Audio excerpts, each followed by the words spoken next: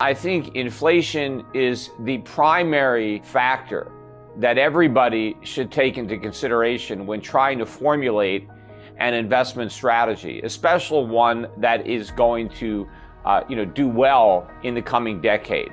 And you have to think of inflation not just as a monetary phenomena and not just as the effect that inflation is going to have on prices, and not just consumer prices and asset prices. But you also have to think about inflation in its most basic form, which is taxation. Inflation is really a tax. I mean, that's basically what it boils down to. And you have to understand this, because governments really have two ways of paying for their expenditures. The most honest way is through current taxation. Now, obviously, that could be unpopular for the people who are paying the taxes, right? Nobody likes to send money to the US government. And so when politicians are constantly running for re-election, they don't want to have to tell the voters how much all these government programs cost. Another way that government can do it, which is really the first way, just delayed, is by borrowing the money. And I'm talking about borrowing it legitimately from a private lender who is willing to take money and loan it to the US government by buying a US Treasury bond from the government. Now, when governments do this, they're just delaying the taxation into the future, because whatever money the government borrows today must be repaid tomorrow.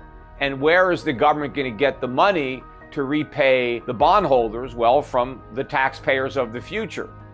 But in the meantime, the taxpayers of today have to pay the interest on the money that's been borrowed. So in other words, when government pays for its spending programs by borrowing, the taxpayers are actually on the hook for an even greater cost, because not only do they pay back the principal, but they have to pay all the interest.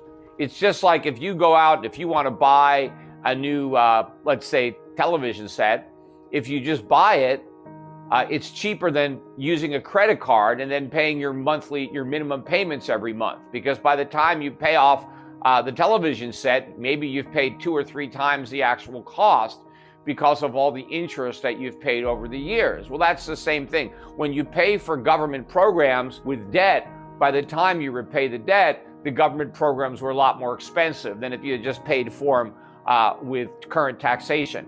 See, now the government has to resort to a new method of finance, because it is now impossible for the government to borrow money from private sources, because it can't afford to pay a high enough interest rate to private lenders to make this a viable transaction.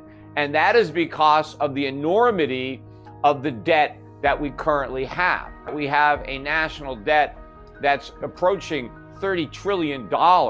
There is no way that the US government can finance that. I mean, repaying the debt is completely impossible. I mean, not with money that has any real purchasing power.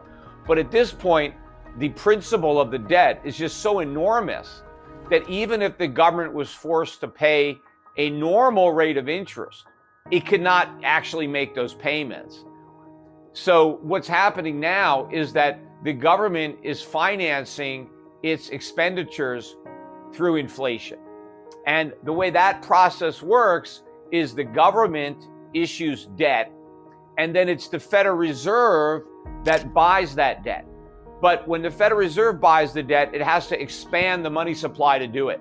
See, when the US government borrows from a private lender, it's taking money from one person and loaning it to another. It doesn't increase the money supply, and the person who is loaning the money to the government can't also spend that money because they've loaned it to the government, and now the government gives it to somebody else to spend. But when the Federal Reserve monetizes that debt and prints new money, then it's all new spending in the economy, because the government hasn't taken money away from anybody, but it's giving new money to other people. And another way to think about it is when the government taxes you to pay for its spending, it literally takes your money, right? Your money just comes right out of your paycheck. If it's an income tax, the government takes your money And then they give that money to somebody else.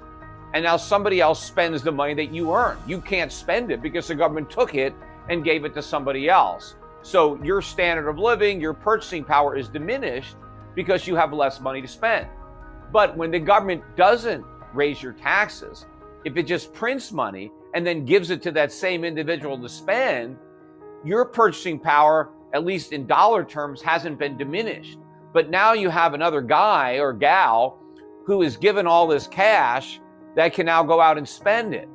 And so what happens is that person competes with you to buy stuff and prices are bid higher. And so the result of that type of taxation is that prices go up. Everything becomes more expensive. So instead of the government taking your money, the government takes the purchasing power of your money, and that's a tax. And you know, if you look at what's happening now, especially since the beginning of the pandemic, government debt and money printing is off the charts. I mean, we've never experienced anything like this. In fact, I think about half of the money that the government is now spending is being printed by the Federal Reserve. So it's not really borrow and spend anymore, it's print and spend. And right now, nobody seems to think that this is a problem. People seem to think that we've stumbled on the equivalent of a monetary fountain of youth. People like to call it modern monetary theory, which is we can have whatever we want as long as government prints the money to pay for it, that there's no limit, that government is free as long as they print money. Now, of course, why didn't we realize this in the past? I mean, why have we been paying taxes all these years if all we had to do is print money? After all, the printing press has been around for hundreds of years.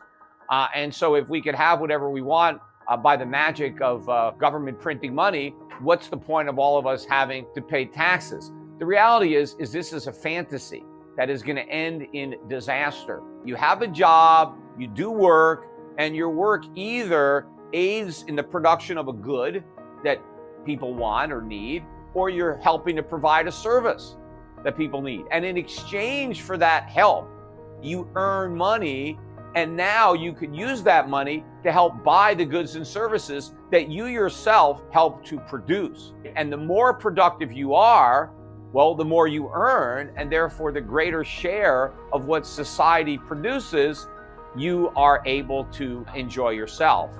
But when the government just prints money and gives it to you, when you have all these unemployed people who are sitting at home just getting a check from the government, they produced nothing. They added no goods or services to the economy, yet they can consume goods and services in the same proportions as if somebody had actually done work and actually been a productive member of society. So what does this do? All this does is drive up prices, because if your work adds to the goods and services, and now you're consuming the goods and services you help create, that's fine. But if now you start consuming goods and services, yet you didn't help create any of those goods and services, you just have more money chasing a diminished supply of goods and services, and prices are going to go up. And they're going to go up like never before. And the irony of all of this is that the Federal Reserve has been promising Americans more inflation. Well, that's one promise that they're going to deliver on. In fact, they're going to deliver on it beyond their wildest expectations. And contrary to what everybody is saying, inflation is not a good thing. Inflation is not desirable. Higher inflation is not making progress. What people want is a lower cost of living. When prices go down, that's progress.